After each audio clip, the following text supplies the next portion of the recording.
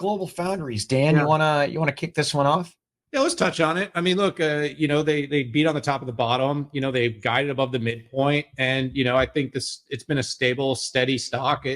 The company it qualifies into what you and I like to call lagging. When I talk to them, though, they like to remind me that it's essential nodes. So this is a company that focuses above 14 nanometer, and but they are catching tailwinds. They do talk quite a bit in their earnings, about the Gen AI boom and its impact, especially in power management. So that seems to be where a lot of it's coming, is the boost to silicon photonics.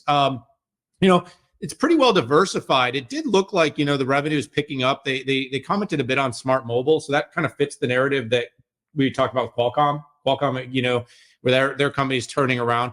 But they're pretty well diversified across the board. And one of the most interesting things, Pat, I like to kind of circle back, is in the 2020 year when chips became cool again. By the way, guys, congratulations on sticking with it long enough to become cool again.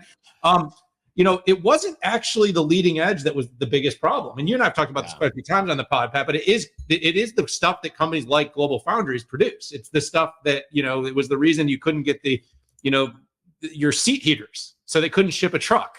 And so GlobalFoundries continues to be really important and essential, but it feels like a deep value to me. It feels like it's kind of never going to be cool.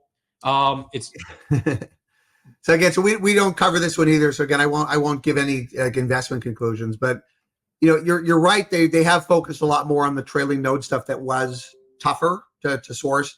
They have a lot more what they call long-term agreements. They've locked customers in, and they've been benefiting in some sense from that. GlobalFoundries has had an interesting transformation, by the way. Again, for your listeners who don't know, I mean, it used to be. I mean, it was started life. It was AMD. Exactly. They. I was there when we stuck it off. Right? I mean, they were AMD. Jerry Sanders used to say, "Real men have fabs," right? But at one point, they were spending 50% of the revenue on capex, and it just wasn't sustainable, especially when the financial crisis hit, and they had to sell their factories to the Middle East. Or there's Hector, I guess, is the one that That's right, Hector Ruiz. That's right. Hector.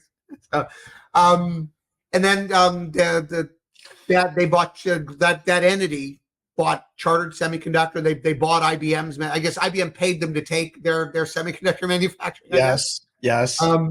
But they formed this thing, and then I mean, but the economics used to be horrible because they were still pushing on the leading edge, right? But then AMD shifted away from GlobalFoundries to TSMC for their leading edge, and GloFo made, I think, was a good decision. They decided to give up and focus on lagging node and specialty, and they were able to massively cut their capital intensity because that stuff doesn't have nearly the kind of investment requirements that leading edge does. And there's a lot of opportunities for specialty processes and pricing opportunities and everything. And it's clearly much better than it used to be, right? I mean, they're actually making money now. Exactly. Right. I was there.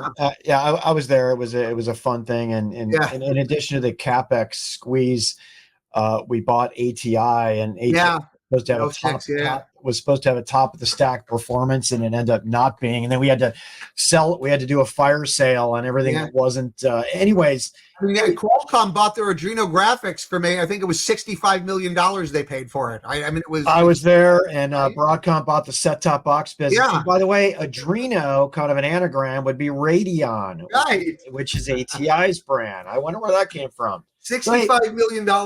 I mean, like I said, it was a fire sale. You do some crazy things when you need cash. AMD, to their credit, like forget about where the stock is going now. This was a $2 stock. Like in I remember in 2014, 2015, like the controversy was, are they going to go bankrupt or not? Hey, Stacy, you want to have a little fun? You want to have a little fun? Ask Pat what his stock would be worth today if he'd have held it.